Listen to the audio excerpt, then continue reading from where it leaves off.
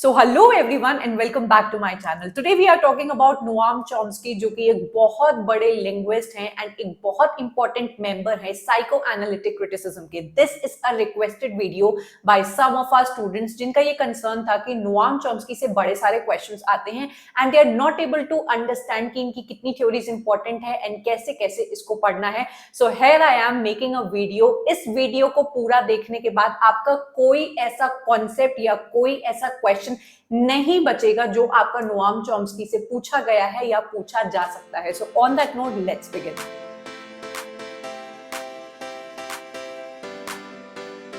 As I told you, Noam Chomsky आपके psycho analytic criticism के एक मेंबर हैं. स्टार्ट करने से पहले आपको थोड़ा सा ओवरव्यू होना चाहिए कि ये साइको एनालिसिस है क्या. आपका जो psycho analysis as a field है वो स्टार्टेड या फिर हम लोग बोलेंगे पायोनियर जो थे आपके सिगमंड फ्राइड थे, जो आपके दिमाग के अंदर चल रहे कई सारी चीजों के बारे में जानना चाहते थे एंड उससे रिलेटेड उन्होंने कई सारी थ्योरीज बनाई हैं एंड हम लोग के सामने दी हैं. As you can see on your screen, there is a mind and आपके सिगमंड फ्राइड ने आपके माइंड को कई सारे सेक्शंस में डिवाइड किया है. Your conscious mind, your subconscious mind, your unconscious mind.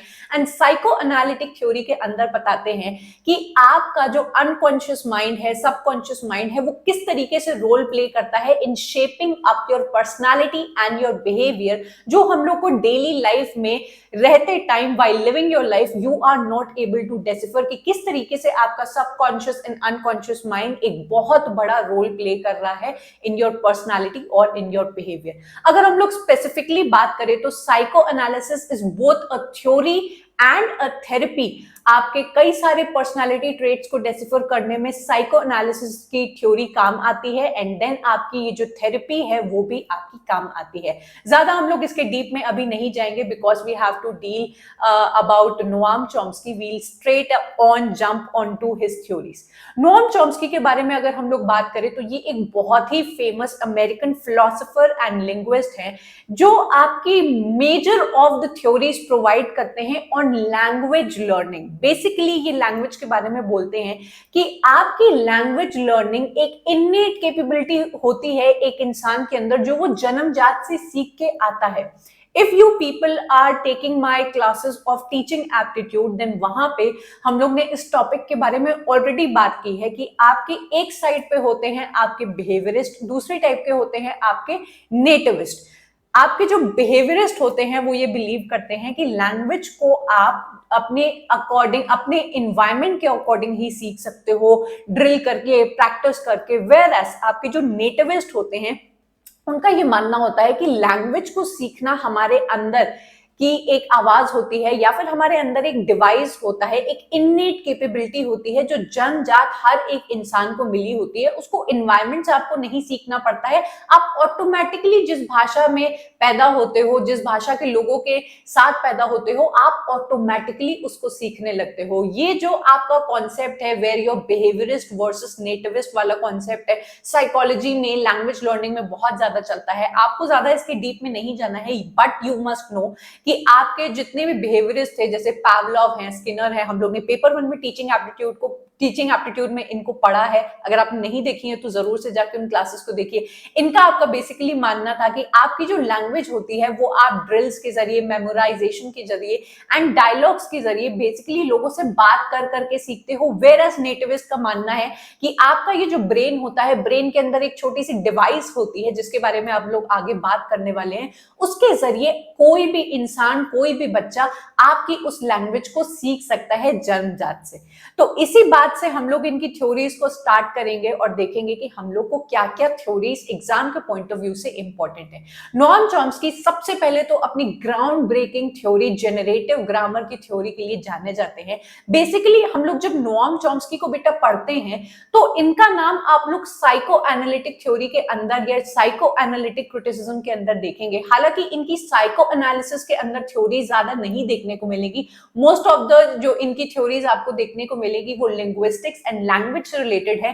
But इनको साइको एनालिसिस के अंदर क्यों इनका नाम डाला जाता है, मेंबर बनाया जाता है, क्योंकि भाषा को ये कॉग्निटिविज्म या फिर आपके जन्मजात से जो आप लोग सीखने की कोशिश करते हो वो आपकी पर्सनालिटी कैसे शेप करती है, इसकी थ्योरीज भी इन्होंने प्रोवाइड की है, तो ये साइको एनालिसिस का पार्ट बन जाते हैं। ठीक है, now what you can see on your screen are all his important theories। जितनी भी important theories हैं आपकी नोआम चॉम्स्की की, वो आपके सामने आपको दिखाई दे रही है। आई एम प्रिटी श्योर कि इसको देखने के बाद आपके दिमाग में ये क्वेश्चन आ रहा होगा कि क्या मुझे ये सारी थ्योरीज लर्न करनी है या फिर करनी है। तो I have also segregated this particular theories into 2 different sections. जितना भी आपको ब्लैक से दिखाई दे रहा है वो अभी फिलहाल के लिए आपको छोड़ देना है, जितना भी आपको रेड से दिखाई दे रहा है वो आपके लिए अभी फिलहाल के लिए इंपॉर्टेंट है। चाहे आप एक नेट के स्टूडेंट हो, चाहे आप एक सेट के स्टूडेंट हो, चाहे आप गेट के स्टूडेंट हो, चाहे आप एमए, टीजीटी, पीजीटी में जहां पे भी आपके नोआम चॉम्स्की या साइको एनालिटिक थ्योरीज आपकी आती है, लिंग्विस्टिक थ्योरीज आती हैं, इवन सीटेड में भी आपकी ये सारी थ्योरीज काम करती हैं।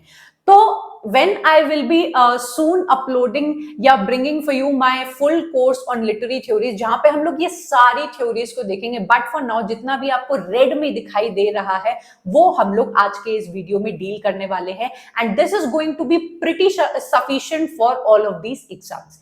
सबसे पहले हम लोग बात करेंगे इनकी सबसे पहली थ्योरी के बारे में, जो कि है LAD, लैंग्वेज एक्विजिशन डिवाइस, जो कहती है कि इंसान के दिमाग में जब एक बच्चा पैदा होता है तो उसके दिमाग में ऑलरेडी एक चिप टाइप की होती है, एक डिवाइस होता है। अब ये डिवाइस ये मत समझ लेना कि दिमाग में हम लोग के कोई एक चिप पड़ी होती है, डिवाइस पड़ी होती है।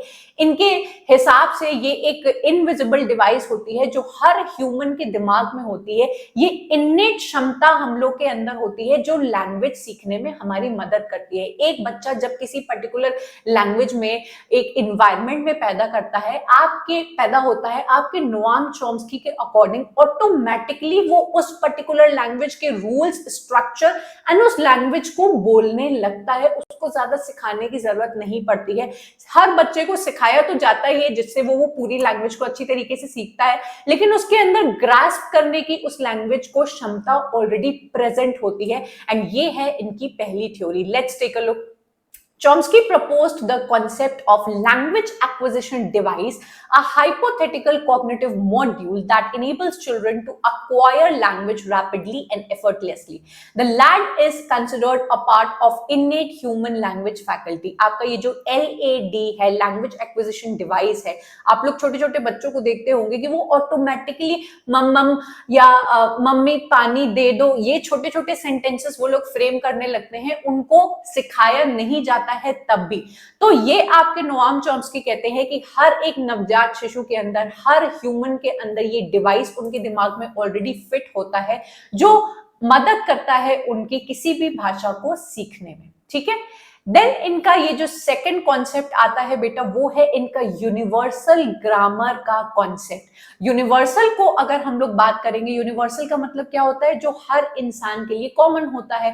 ग्रामर का मतलब होता है वो सारे रूल्स जो एक लैंग्वेज को गवर्न करते हैं। जो हम लोग स्कूल में नए नए पढ़ने जाते हैं तो हम लोग को किसी भी भाषा से रिलेटेड ग्रामर के रूल्स पढ़ाए जाते हैं। अब हम लोग इनके कॉन्सेप्ट पे आएंगे और हम लोग समझने की कोशिश करेंगे। ये सेम कॉन्सेप्ट आपका लैड की तरह है।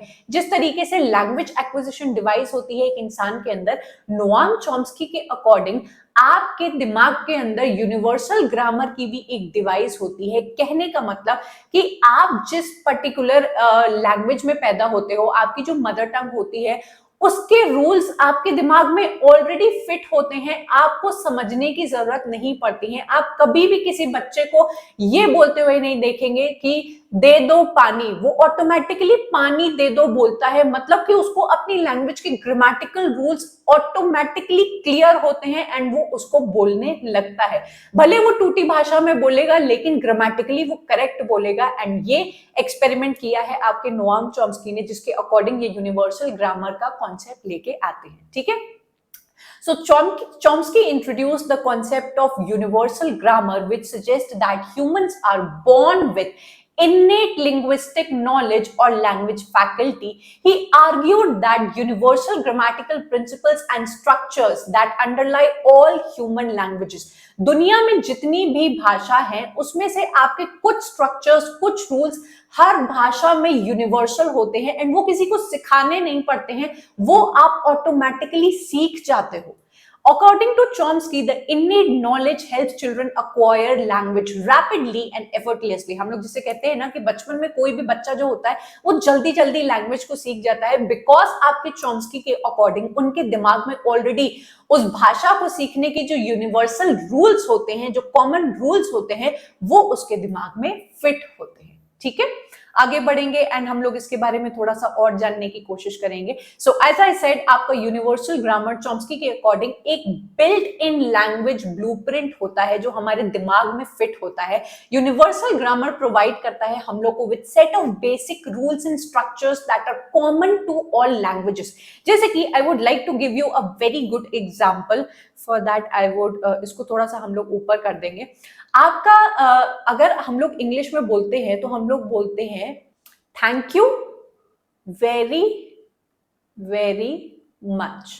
ठीक है, ये हम लोग का एक नॉर्मल इंग्लिश का स्ट्रक्चर होता है जहां पे हम लोग thank you very very much बोलते हैं. अगर इसी चीज को बेटा आप हिंदी में बोलेंगे तो आप बोलेंगे बहुत बहुत धन्यवाद. तो आप देख पा रहे हो कि वेरी वेरी मच जो आपके इंग्लिश में बाद में आ रहा है, हिंदी में वही चीज आ रही है आपकी बहुत बहुत आपका धन्यवाद.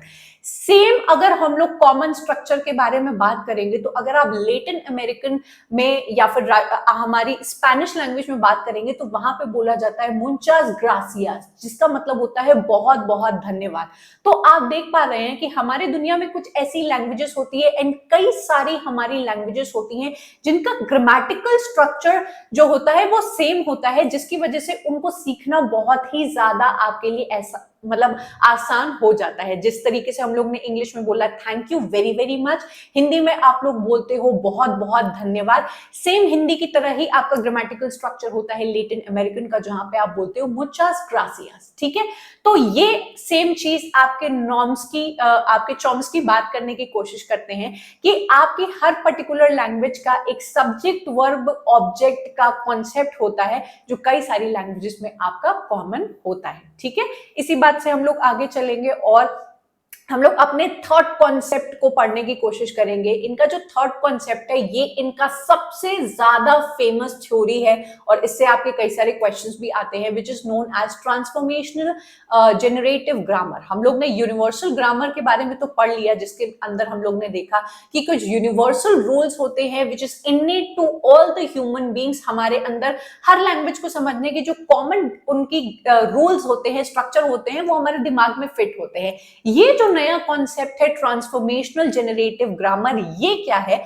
इसके अंदर आपको सिंपल एंड सीधी भाषा में ये बताया गया है कि एक लैंग्वेज की किसी भी स्ट्रक्चर को, एक रूल्स को जब आप सीख लेते हो उसको कई सारे फॉर्म्स में आप ट्रांसफॉर्म कर लेते हो. जैसे आप सभी को याद होगा, हम लोग ने बचपन में इंग्लिश लैंग्वेज की ग्रामर में हम लोग को टेस्ट दिया जाता था कि ये आपका स्टेटमेंट है, इसको आप पैसिव में चेंज कर लो, इसको आप इंटरोगेटिव में चेंज कर दो without changing it's meaning, and चाहो तो आप इसको नेगेटिव स्टेटमेंट में चेंज कर दो.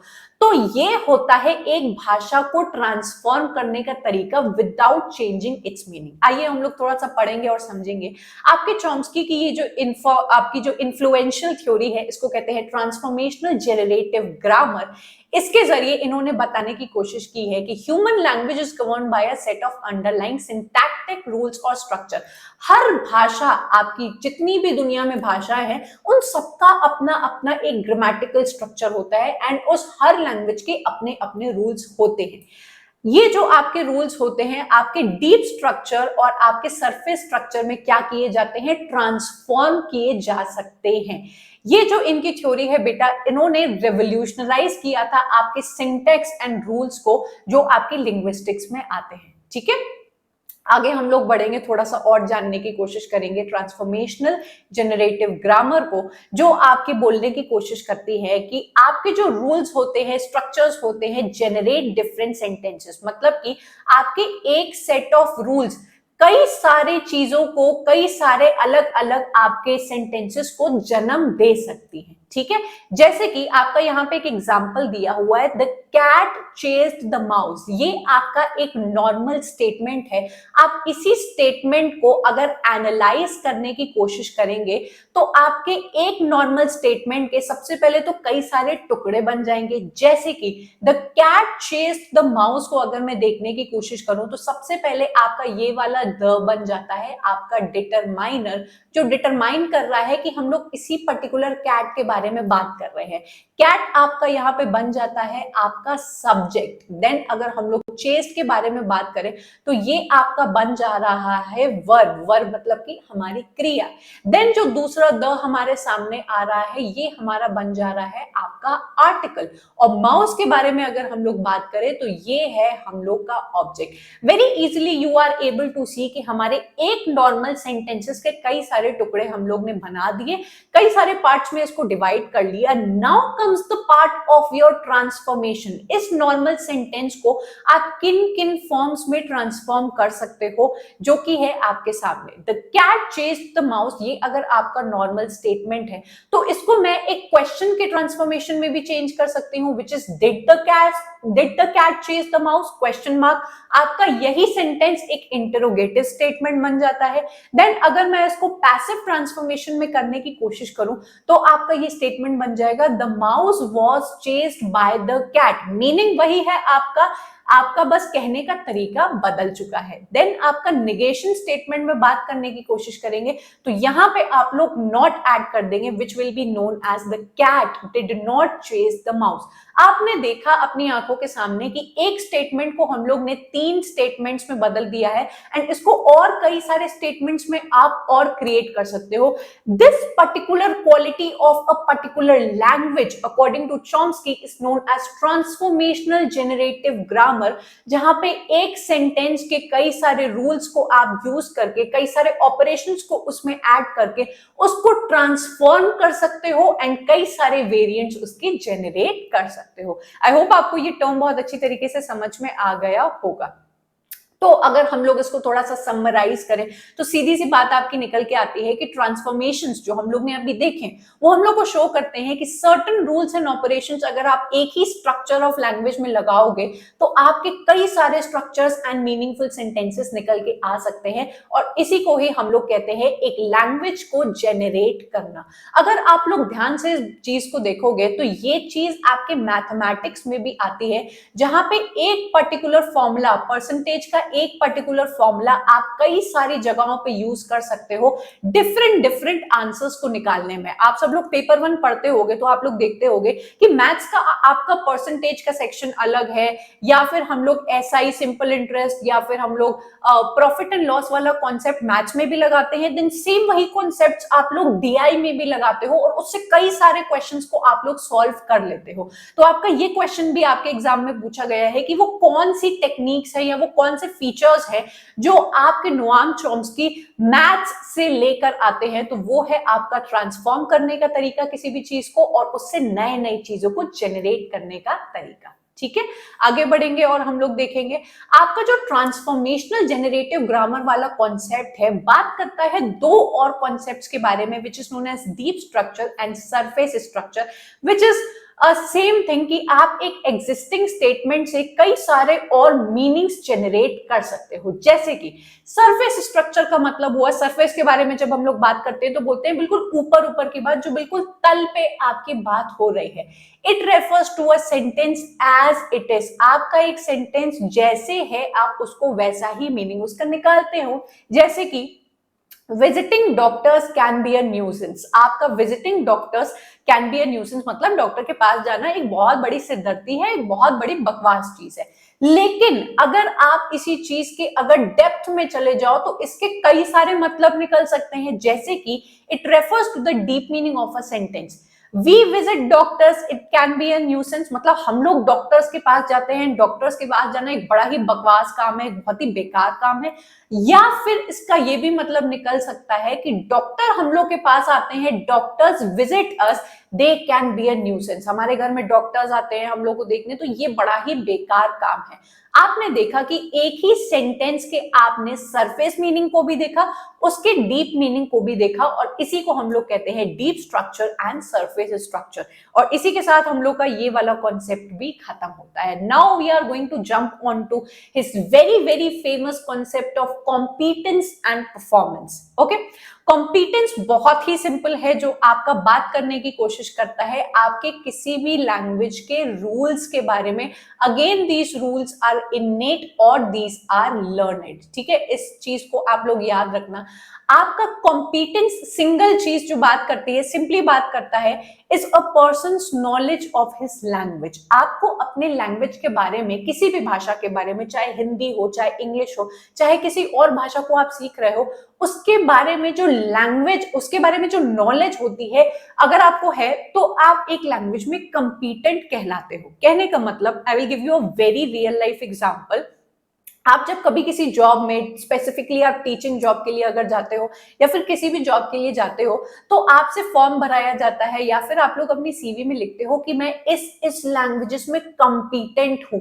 यहां पे व्हेन यू आर राइटिंग कि मैं इंग्लिश में कंपीटेंट हूं, मैं हिंदी में कंपीटेंट हूं, मुझे फ्रेंच लैंग्वेज भी आती है, तो यहां पे मात्र बात करने के तरीके से आप नहीं बोल रहे हो कि आप कंपीटेंट हो। When I say that I am competent in a particular language, that means कि आपको उस पर्टिकुलर लैंग्वेज के रूल्स भी आते हैं, आपको उस पर्टिकुलर लैंग्वेज का प्रोनाउंसिएशन भी बहुत अच्छी तरीके से आता है, देन आप उस पर्टिकुलर लैंग्वेज के एरर्स एंड एम्बिग्विटीज को भी बहुत ही बखूबी पहचानना जानते हो। भाई, अगर आप एक लैंग्वेज में कंपीटेंट हो, तो आपको सिर्फ और सिर्फ बोलने नहीं आती होगी वो लैंग्वेज, आपको उसके अंदर के सारे रूल्स पता होंगे, आप बहुत अच्छी तरीके से उस लैंग्वेज में फ्लुएंट होंगे। You must be knowing the accent of that particular language, the pronunciation of words.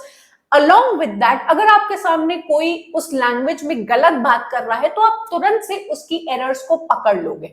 ठीक है, इस पर्टिकुलर चीज को हम लोग बोलते हैं कंपीटेंट होना। जैसे कि कुछ लोग बोलते हैं, I am taking your pen, I will return back tomorrow. यहां पे सबसे बड़ी एरर यहां पे है रिटर्न और बैक को साथ में यूज करना, क्योंकि रिटर्न का मतलब ही होता है कि मैं कल तुम्हें ये वापस कर दूंगी। If you are using the two words return भी और बैक भी साथ में, ये साफ शो करता है कि आप एक पर्टिकुलर लैंग्वेज में कॉम्पिटेंट नहीं हो, आपको मात्र बात करने आता है, एंड वो बात करना आपका गलत भी हो सकता है। ये जो मात्र बात करने का तरीका होता है इन एक्चुअल रियल लाइफ सिचुएशंस, इसी को ही हम लोग परफॉर्मेंस बोलते हैं, जो हमारा नेक्स्ट कॉन्सेप्ट है। तो पहले हम लोग इसको और अच्छी तरीके से देख लेते हैं। Competence is a person's knowledge of his language. It refers to all the rules that particular language has and that user has mastered, so that it would be possible for him to produce and understand infinite number of sentences and also recognize grammatical errors and ambiguities. When I say that I am competent in a particular language, I can produce n number of languages, I can produce n number of sentences in that particular language. अगर मैं English में competent हूं, तो मुझे सोचना नहीं पड़ेगा बोलने से पहले कि मैं ये लाइन बोलने वाली हूं। It comes naturally to me, and infinite number of statements मैं उसमें बना सकती हूं। अनदर थिंग, इफ आई से I am competent in English language, and मेरे सामने कोई गलत लैंग्वेज में, इंग्लिश में गलत तरीके से बात कर रहा है, तो मैं तुरंत पकड़ लूंगी कि यहाँ पे ये बंदा गलत बात कर रहा है। So this is how you can say that you are competent in a particular language, knowing the particular rules, knowing the particular pronunciation, to be able to produce infinite number of statements in that particular language, and also find out errors and ambiguities in that language. I hope ये आपको clear हो गया होगा। आपका जो competence है, Chomsky के according एक यूनिवर्सल ह्यूमन ट्रेट होता है, एंड ये कॉमन होता है, आप उस पर्टिकुलर लैंग्वेज के ग्रामेटिकल स्ट्रक्चर्स को भी इननेटली अच्छी तरीके से जानते हो। ठीक है, वहीं पे बेटा अगर इसके ऑपोजिट बात करें, आपका आ जाता है परफॉर्मेंस। परफॉर्मेंस बहुत अलग है आपके कॉम्पिटेंस से। परफॉर्मेंस का मतलब होता है रियल लाइफ या एक्चुअल यूज करना उस पर्टिकुलर लैंग्वेज का। इसका कीवर्ड आप लोग याद रखिएगा। If you have been following me from a long period of time, then you probably know कि मैं किसी किसी कॉन्सेप्ट्स के आपको कीवर्ड्स बताती हूँ एंड उस कीवर्ड्स के जरिए ही आपके चुटकियों में आंसर्स निकल जाते हैं, जिसका प्रूफ आपको आगे दिख जाएगा। सो परफॉर्मेंस का मतलब होता है एक्चुअल या रियल लाइफ सिचुएशंस में आपके उस लैंग्वेज को यूज करना। Now the catch over here is, performance में क्या आप बिल्कुल परफेक्टली बात करते हो, आप कंपिटेंट होते हो उस लैंग्वेज में? नो। आपका परफॉर्मेंस का मतलब होता है कि मात्र आपको भाषा बस सुनी सुनाई है एंड एक्चुअली में आप बस उसको प्रोड्यूस करते हो, बात करते हो, एंड इस पर्टिकुलर परफॉर्मेंस के अंदर आप लोग गलतियां करोगे, हेजिटेशन आपकी आ जाती है, डिविएशंस आ जाती हैं। मतलब आप जब किसी लैंग्वेज को मात्र बोल रहे हो, जैसे हम लोग के मम्मी पापा होते हैं, उनको इंग्लिश लैंग्वेज आती नहीं है, बस वो लोग टूटा फूटा बात करने की कोशिश करते हैं, जिसमें कई सारी गलतियां होती हैं, जिसमें कई सारे आपके हेजिटेशन होते हैं। वो आपका होता है किसी भी लैंग्वेज को परफॉर्म करना, मात्र आप उसको बोलते हो। Can you say कि your parents are competent in a particular language? No, you cannot say कि वो English language में competent है। तो ये है इन दोनों के बीच में एक डिफरेंस, एंड ये एग्जाम्पल देख के आपको बहुत अच्छी तरीके से समझ में आ जाएगा। ठीक है, अगर हम लोग बोलें तो बेसिकली एक शब्द में बोलें तो कॉम्पिटेंस का मतलब होता है एक इंसान एक भाषा के बारे में कितना जानता है, और परफॉर्मेंस के बारे में बोलें कि वो कितना बोल सकता है उस लैंग्वेज में। दोनों में बहुत फर्क है। अगर हम लोग बोलते हैं हिंदी में कि क्या तुम मजाक कर रहे हो, so if a particular person is competent in English language तो बोलेगा आर यू जोकिंग, ये इसका परफेक्ट ट्रांसलेशन होगा।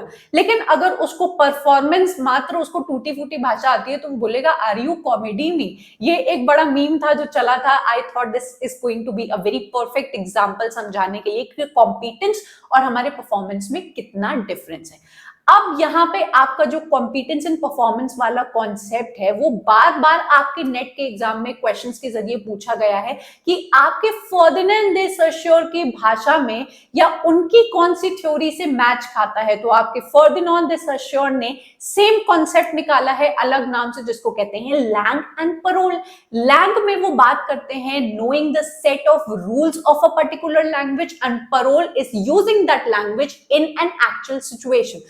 तो आपका जो परफॉर्मेंस एंड परोल है ना बेटा, वो होता है किसी भी लैंग्वेज को मींस एक्चुअल सिचुएशंस में बोलना, बात करना, वेयर एज आपका जो लैंग एंड कंपिटेंस है is knowing the set of rules of a particular language. And hence आपसे क्वेश्चन पूछे हैं कि लैंग आपका कंपिटेंस के साथ जोड़ीदार बनाता है, आपका परफॉर्मेंस परोल के साथ आपका जोड़ी बनाता है। I hope these points are clear and with that we have come to an end, and this particular slide is showing you आपकी सारी important books. Now I would not say सारी, क्योंकि आपकी बहुत और भी सारी बुक्स हैं इंपॉर्टेंट जो नोआम चॉम्स्की की उन्होंने पब्लिश की है, पर क्या हम लोग सारी लर्न करेंगे? It is practically impossible. You just need to know some of the important books जिसमें से आपके एग्जाम में क्रोनोलॉजी पूछी है या फिर कुछ आपके राइटर्स की बुक्स दी हुई हैं, उसमें से आपको छांटना है कि आपके नोआम चॉम्स्की की कौन सी है।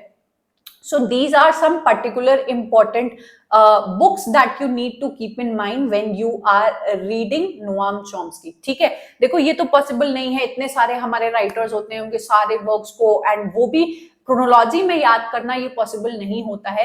बट आपको एक पैटर्न नेट का समझना पड़ेगा, आपको ये समझना पड़ेगा कि कुछ ही राइटर्स के वर्क्स की क्रोनोलॉजी पूछी जाती है, सबकी नहीं पूछी जाती है। And if I had to name certain writers, आपके हो जाएंगे टीएस इलियट से आपको हमेशा क्वेश्चन उनकी क्रोनोलॉजी का देखने को मिलेगा वर्क्स का। देन आपको W.B. यीट्स की पोएम्स की क्रोनोलॉजी पूछी जाती है। देन शेक्सपियर के वर्क्स की आपको क्रोनोलॉजी पूछी जाती है।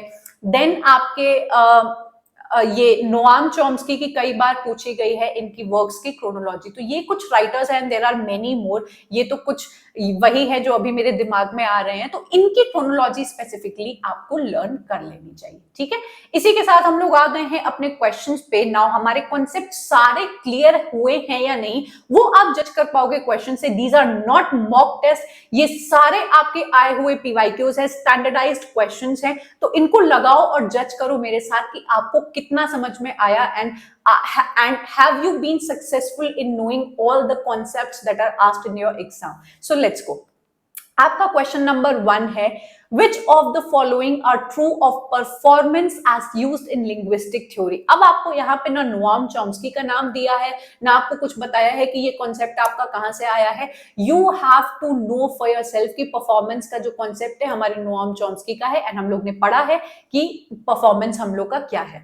तो हम लोग पहला पॉइंट पढ़ेंगे, क्या आपका जो कॉन्सेप्ट है performance is analogous to the Saussurean concept of langue. क्या आपका परफॉर्मेंस और लैंग एक साथ जोड़ी बना रहा था? तो ये वाला तो बिल्कुल भी नहीं होगा, क्योंकि हमारा परफॉर्मेंस किसके साथ जोड़ी बनाता है? हमारे परोल के साथ, which is the actual use of a language. तो ये नहीं होगा. जैसे ही मुझे पता चल जाएगा कि मेरा पॉइंट नंबर 1 नहीं होगा, आई विल सी कि मेरा पॉइंट नंबर 1 कहाँ कहाँ है, and I will immediately cut.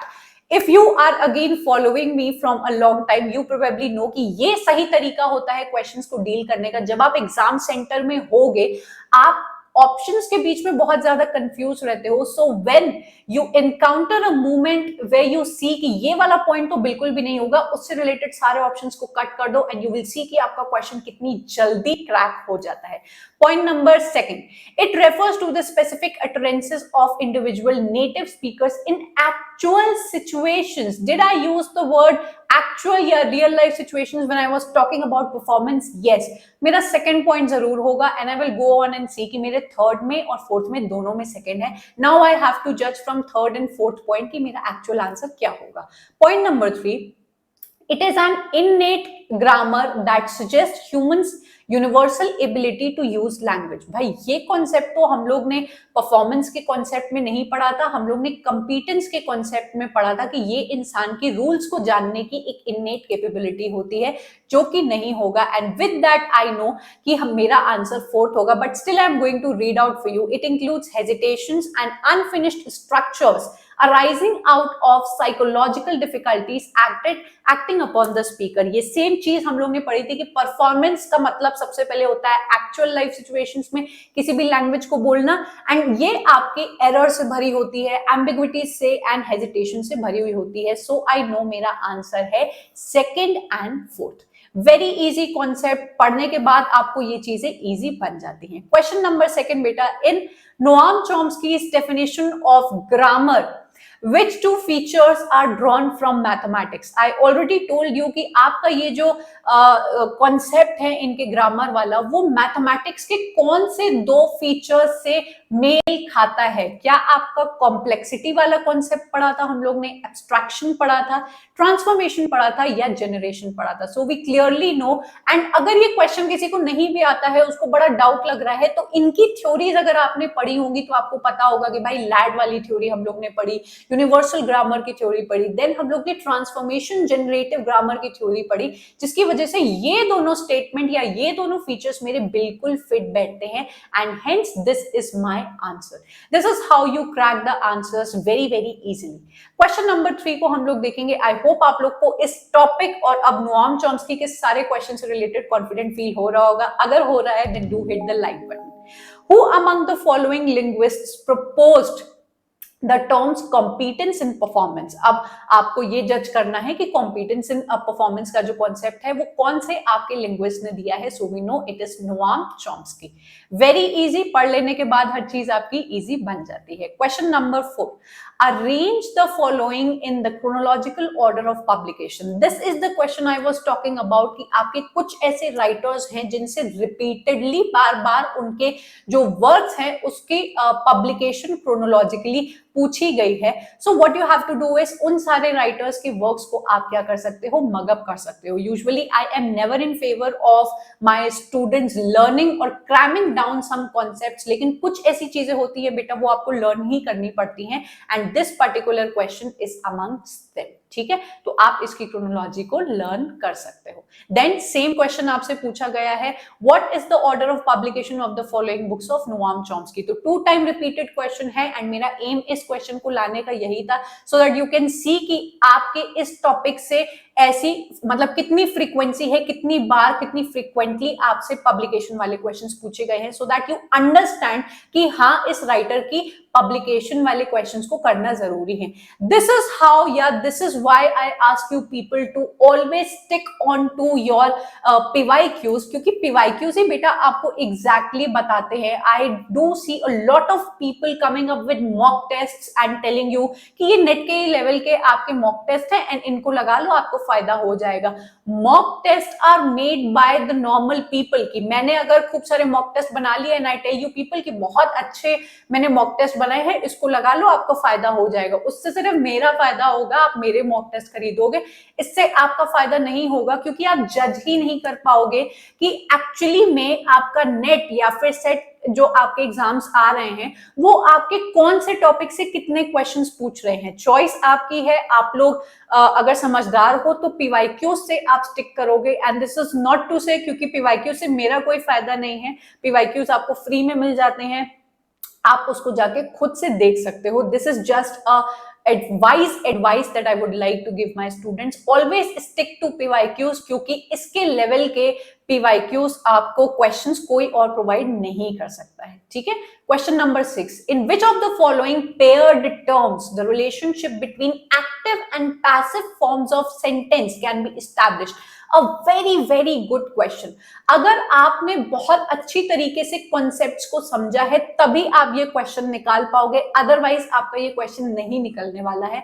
आपसे यहाँ पे पूछा गया है इनमें से कौन सा ऐसा पेयर है जो आपके सेंटेंसेस के एक्टिव एंड पैसिव वाले रिलेशनशिप को शो करता है. तो इफ यू हैव सीन, हम लोग ने अभी ही ऊपर देखा कि ये जो deep structure and surface structure वाला कॉन्सेप्ट था वो एक ही सेंटेंस को कई सारे ऑपरेशन या कई सारी चीजों को लगाने के बाद उसको पैसिव में चेंज कर सकता है, नेगेटिव सेंटेंस में चेंज कर सकता है, इंटरोगेटिव में चेंज कर सकता है, affirmative, negative and so many more variants, जो आपका सिग्निफायर एंड सिग्निफाइड नहीं करेगा, मेटाफर एंड मेटोनिमी नहीं करेगा एंड सिंटैग्मेटिक एंड पैराडिग्मेटिक नहीं करेगा.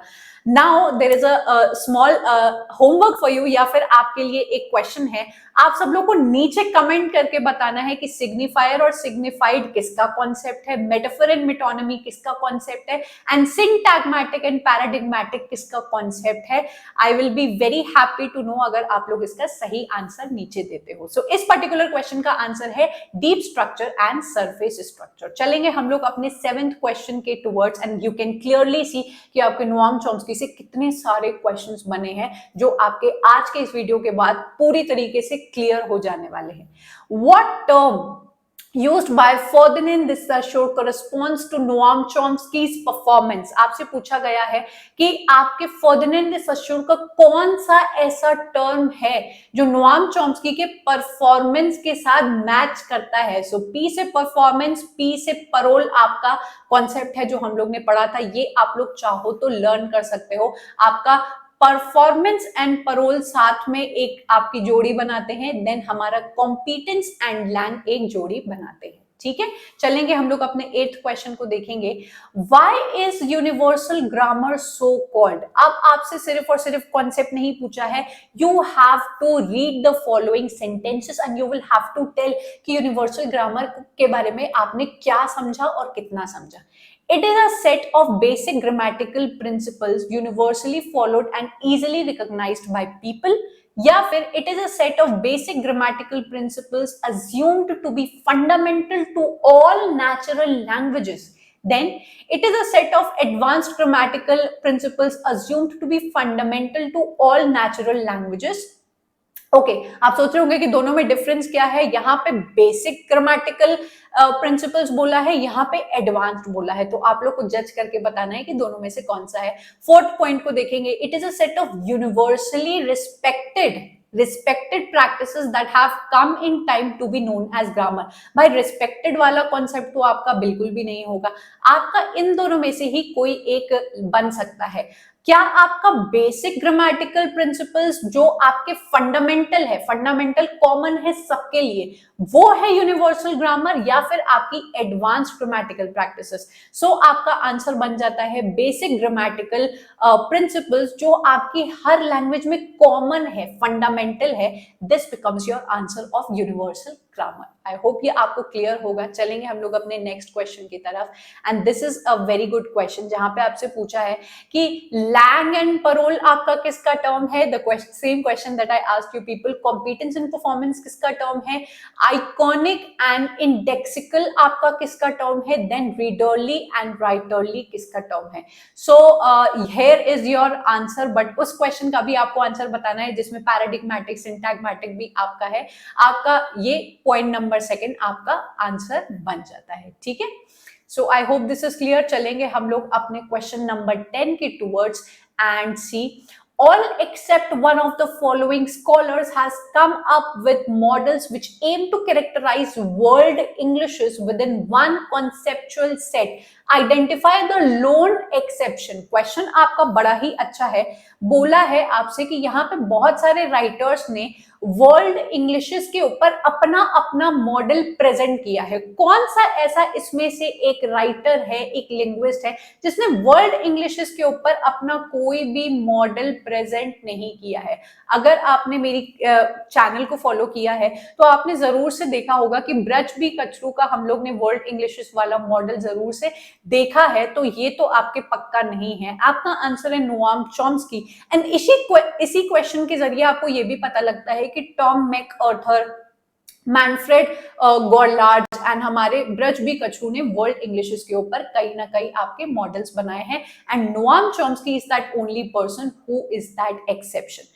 तो ऐसे क्वेश्चंस भी आपके एग्जाम में आते हैं which you must take a note of it. So इसी के साथ हम लोग के सारे क्वेश्चंस खत्म होते हैं एंड सारा हमारा पूरा वीडियो खत्म होता है। Thank you so much for watching this video. I hope you loved the video and आपको कितना ये वीडियो अच्छा लगता है आप लाइक करके शो कर सकते हैं। Also do give me your valuable feedback कि आपको कितनी मदद की इस पर्टिकुलर वीडियो ने। पूरी तरीके से नोआम चॉम्स्की आपका कंप्लीट हो गया है। कोई ऐसा कॉन्सेप्ट है इनका जो नहीं बचा है। Of course the list that I showed you वो मैं अपने कोर्स में जल्द ही कवर करने वाली हूं, where you will see every writer in literary theory segregated into proper types of theory, कैसे वो एक दूसरे से इंटरकनेक्टेड है। और इसी तरीके से जो आपने वीडियो देखा, पहले कॉन्सेप्ट्स पढ़ेंगे और उनसे रिलेटेड सारे क्वेश्चंस हम लोग देखेंगे in my that course. Do let me know your suggestions and your feedback regarding this video or this complete